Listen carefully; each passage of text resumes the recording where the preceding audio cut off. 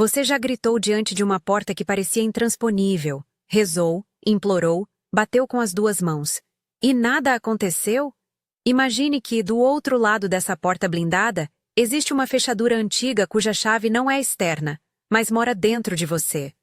O sinal silencioso de que você começou a acessar a quinta dimensão não é um clarão, não é um sinal ostentoso. É uma mudança discreta na maneira como a porta reage ao seu toque. É a neutralidade que sucede à tentativa. É o som do eixo voltando ao lugar, sem alarde. Hoje vou mostrar por que isso acontece, como diferenciar súplica de ativação, o que a mônada representa nesse processo, quais são os bloqueios que você provavelmente enfrenta e como executar, passo a passo, um protocolo prático para começar a alinhar seu sinal com a nova frequência. E vou guiar você para reconhecer o verdadeiro sinal silencioso, a neutralidade que confirma que a conexão começou. A maior parte do que lhe ensinaram sobre oração é belo e poderoso, mas há uma armadilha. A maioria das práticas tradicionais puxa você para a posição de súplica. Suplicar coloca você na condição de alguém que pede a bênção de um monarca distante. Ativar exige que você assuma a sua identidade essencial e fale com a antena que já pulsa dentro de você. Não é negar a soberania divina, é reconhecer que existe uma centelha, uma presença íntima, uma antena primordial que se alinha com o Criador, e aprender a sintonizar essa antena para que o efeito desejado aconteça como restauração, não como violação arbitrária das leis da criação. Antes de continuar, saiba que este é um ensinamento místico prático. Uso palavras e modelos que vêm da tradição gnóstica para descrever dinâmicas espirituais. Termos como mônada, arcontes e demiurgo são categorias interpretativas, não substitutos dogmáticos da fé cristã. Aqui, a mônada é uma metáfora útil, a antena interna, a centelha divina, e em nada pretende minimizar ou competir com a pessoa de Cristo. Se esse idioma não ressoa com você, leia as imagens espirituais pela lente que fizer sentido. O protocolo que descrevo pode ser adaptado a outras linguagens devocionais. E lembre, nada do que vamos apresentar substitui cuidados médicos ou acompanhamento profissional quando necessário. Para que você compreenda o problema, permita que eu desenhe o quadro que muitos sentem, mesmo sem nomeá-lo. Há camadas de interferência entre seu pedido e a recepção. Distrações mentais, imagens de fracasso, hábitos emocionais e, segundo uma leitura mística, entidades ou estruturas que funcionam como filtros, chamados, em algumas tradições, de arcontes ou demiurgo. Esses nomes descrevem forças que mantêm a consciência presa a modelos antigos, que incentivam dependência e medo. Pense nelas como filtros na sua antena. Elas reduzem o sinal até que a sua intenção pareça fraca, anêmica, incapaz de mover a realidade mais profunda. A mônada, por outro lado, é a antena original. É a centelha que conhece a ordem primeira das coisas. Quando você se conecta com ela, você não está impondo sua vontade sobre o universo. Você está restabelecendo uma compatibilidade. Milagre neste quadro é restauração. Recolocar algo na sua frequência primeira. Quando Jesus falou e ressuscitou Lázaro, ou quando estendeu a mão para curar, ele demonstrou autoridade que não se encadeava à mera persuasão. Era a expressão de uma reconexão que dignificava a ordem divina.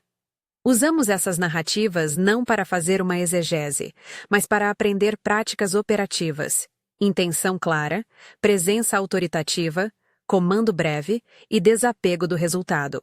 Agora introduzo as 3 chaves essenciais: reconhecimento, autoridade e comando. E por que, na maioria das vezes, a tentativa falha em cada passo? Reconhecimento é o ato de localizar a antena. Você precisa sentir que existe algo dentro de você que já sabe o que fazer. Muitas pessoas não passam desta etapa porque vivem identificadas com os ruídos mentais. Sua atenção está dispersa. Autoridade é a postura, não é arrogância, é reconhecimento sereno de que você tem uma participação na ordem criada. Autoridade não exige submissão dos outros. Ela define e mantém limites. Comando é a emissão da direção. Uma frase, um decreto, uma afirmação simples e clara que orienta o campo. A maioria falha por excesso de explicação, emoção desenfreada ou apego ao resultado. O processo não exige volume, exige precisão. Se você quer testar isso comigo, faça agora um compromisso simples. Ao final da prática, se sentir que obteve algo, mesmo que pequeno, deixe um comentário dizendo: "Eu ativei a mônada" ou "senti neutralidade". Esse pequeno gesto ajuda a ancorar a experiência. Se preferir, use outra frase que lhe agrade. O importante é marcar que você experimentou. Antes de entrar na prática, explico rapidamente as categorias que usei. Quando digo arcontes ou demiurgo, refiro-me a camadas de programação espiritual, metáforas para padrões que bloqueiam sinal. Quando falo pneumáticos versus ílicos, utilizo termos antigos para distinguir aqueles que reconhecem a centelha interna dos que permanecem identificados com a matéria e com o medo. Se você escutou falar do Evangelho de Felipe, saiba que é um texto gnóstico que usa linguagem semelhante. Menciono essa origem para que você saiba que estamos trabalhando com leituras místicas e não com doutrina dogmática. Respeito à narrativa bíblica. Não a transgredimos. Vamos agora à prática. Lembre-se, é um protocolo simples e direto. Você pode fazê-lo em voz alta ou internamente, conforme sua preferência. Se decidir falar em voz alta, pronuncie com clareza. Se preferir manter em pensamento, mantenha a mesma intensidade na imaginação. A proposta é breve: desconectar, descer, ressonar, declarar, soltar. Primeiro passo: desconectar. Pare o que estiver fazendo. Afaste-se das redes. Coloque o telefone de lado. Feche os olhos por um momento. Traga a atenção para o corpo. Perceba as vozes mentais. Elas existem e são apenas vozes. Não lute com elas. Como se estivesse girando um botão, reduza o volume dessas vozes. Imagine que cada pensamento é um rádio antigo. Gire o botão para baixo até que só reste um ruído suave. Isso é desconectar. Não ignorar. Apenas reduzir o engajamento. Segundo passo: descer. Imagine um elevador na sua coluna vertebral, começando na nuca, descendo lentamente até o centro do peito. Ao descer, sente seu corpo assentando. Se quiser, coloque a mão esquerda sobre o plexo solar e a direita sobre o coração. Respire contando 3 inspirações longas e 3 expirações profundas. Cada expiração leva você mais para dentro. Ao chegar ao coração, sinta-o como um pequeno quarto tranquilo, simples, sem mobília desnecessária. Essa é a sala da sua antena. Terceiro passo: ressonância. Agora que você está assentado no centro, imagine uma pequena luz, como uma antena acendendo. Ela é discreta. Não precisa ser brilhante. Sinta-a como uma frequência dentro do peito, um zumbido fino, uma presença que reconhece. Não invente qualidades, apenas note o que está lá. Se nada parecer presente, não se frustre. A ressonância pode ser uma sensação corporal sutil, um alívio, um peso se soltando, uma calma inédita. Permaneça alguns instantes no silêncio. Se pensamentos surgirem, trate-os como nuvens que passam. Volte para a sensação da antena. Quarto passo: declaração, comando. Formule uma frase curta e assertiva. Exemplos: mônada, estou aqui. Reivindico a autoridade que me cabe. Ou, pela autoridade que me foi concedida, eu ordeno restauração em nome da situação. Está feito. Se preferir uma linguagem cristã tradicional: Senhor Jesus, pela tua autoridade, restaura situação. Está feito. O ponto é ser direto e sucinto. Use o presente, não tremendo entre "se for da vontade" e "eu quero". Se desejar, use "está feito". Diga apenas uma vez e com convicção. Se falar em voz alta, fale firme. Se preferir internamente, imagine a frase saindo clara. Para quem tem resistência em pronunciar mônada, substitua pela palavra centelha ou por senhor. O protocolo é adaptável. Quinto passo: soltar. Após emitir o comando, retire a atenção. Soltar é o coração do procedimento. Não monitore obsessivamente. Não fique esperando sinais imediatos. Deixe o campo trabalhar. Qualquer tentativa de vigiar ou controlar rebaixa a compatibilidade e ativa os anticorpos, pensamentos que geram dúvida e sabotam o processo. Faça uma respiração longa e volte para outras tarefas com confiança tranquila. Se sentir uma inquietude, pratique a neutralidade. Observe sem julgar. Agora falo de possíveis variações. Se você não consegue se acalmar, reduza o protocolo para 2 minutos de águas respiratórias. Desconectar e ressonar, depois uma declaração curta e soltar. Se preferir uma versão em pé, imagine que você está conectando um cabo do topo da cabeça ao céu e outro do coração para a terra. Sinta o circuito fechado antes de declarar. A intenção é a mesma: reduzir ruído, alinhar o circuito interior, emitir comando e desapegar. Quando você faz isso pela primeira vez, pode experimentar 3 tipos de sinais que indicam que a chamada foi aceita: colapso, eco e neutralidade. Colapso é a demolição do velho. Algo em você ou na situação começa a desintegrar. Um hábito cai, um padrão perde força, uma relação se rompe para ser restaurada mais alinhadamente. Eco ou eco são sincronicidades que retornam. Pequenas confirmações no mundo externo que rimam com o que você declarou. Uma ligação, uma informação, um encontro inesperado. Neutralidade é o sinal silencioso e definitivo. Você sente, internamente, que a urgência e a ansiedade cessaram. Não há alegria exagerada, nem pânico. Apenas uma calma que antes não existia. Entre esses 3, a neutralidade é o indicador mais confiável de que a 5ª dimensão começou a responder ao seu sinal, porque ela revela uma compatibilidade estabilizada, não um efeito emocional transitório. Há armadilhas. O sistema reage produzindo anticorpos, dúvidas, memórias antigas, vozes que dizem que você não é digno, que o mundo não permite milagres. Isso é esperado e não significa fracasso. Quando esses pensamentos surgirem, não alimente a batalha. Reconheça-os e volte ao silêncio do coração. Outra armadilha é o imediatismo. Querer ver a mudança instantaneamente e, na falta dela, concluir que nada aconteceu. Latência é parte do processo.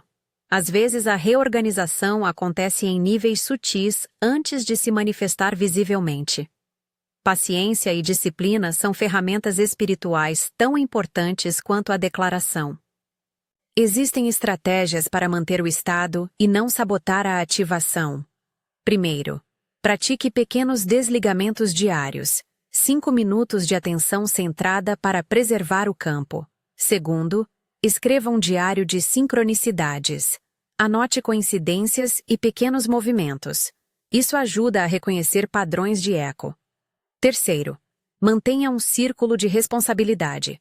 Amigos ou mentores que não ridicularizam a prática e que ajudam a ancorar integração. Quarto, use orações curtas de manutenção, frases afirmativas que reforçam autoridade e desapego. Por exemplo, estou alinhado com a ordem restauradora, permaneço neutro e confiante. Repita sem ansiedade. Quinto, não transforme a prática em obsessão. Ativação é uma tecnologia de consciência, não um substituto para a vida. Permita-me oferecer uma breve prática oracional que segue o protocolo e que você pode usar como modelo. Lembre-se, é uma oração-ativação, não uma promessa garantida. Você pode falar em voz alta ou mentalmente. Use esta versão se a linguagem mística fizer sentido para você. Se preferir uma linguagem cristã mais tradicional, adapte para Senhor Jesus no lugar de mônada. Mônada, reconheço sua presença neste meu centro. Reivindico a autoridade que me pertence por natureza. Que seja restabelecida a ordem que trago. Eu ordeno restauração em situação. Está feito. Depois de pronunciar, solte. Deixe o campo trabalhar. Não vigie. Um ponto teológico e pastoral importante. A mônada, aqui, é um termo simbólico que nos ajuda a entender a intimidade do que a fé cristã chama de habitação do Espírito. Este ensinamento é místico e prático. Não é uma afirmação doutrinária universal que substitua credos ou convicções denominacionais. Se pertencer a uma tradição que prefere outra linguagem, traduza o protocolo para seu vocabulário devocional. O que é essencial não é o nome que você usa, mas a dinâmica. Reconhecer a presença, assumir a autoridade moral, ordenar com clareza e desapegar. Imagine agora a narrativa de Lázaro. Jesus não discutiu sobre a legitimidade do desejo. Ele chorou. Ele sentiu humanidade, mas também expressou um comando claro. Ele ordenou: Lázaro, venha para fora. Na nossa leitura operativa, vemos a conjunção da humanidade, do reconhecimento e da autoridade. Lázaro responde à chamada porque havia compatibilidade, não por truque. Use isso como modelo. Emoção é legítima, autoridade é necessária. Quando juntos, são transformadores. Há cuidados éticos. Não incentive a ruptura agressiva com instituições religiosas. Critique estruturas que tendem a tornar o buscador dependente, não as pessoas de fé. E nunca sugira que práticas internas substituam acompanhamento médico, terapia ou cuidados legais. Se houver doenças ou situações que exigem intervenção profissional, combine a prática espiritual com ações práticas e responsáveis. Lembre-se da advertência. Uma vez que aprender, é difícil desaprender. Essa não deve ser uma frase de intimidação, mas de responsabilidade.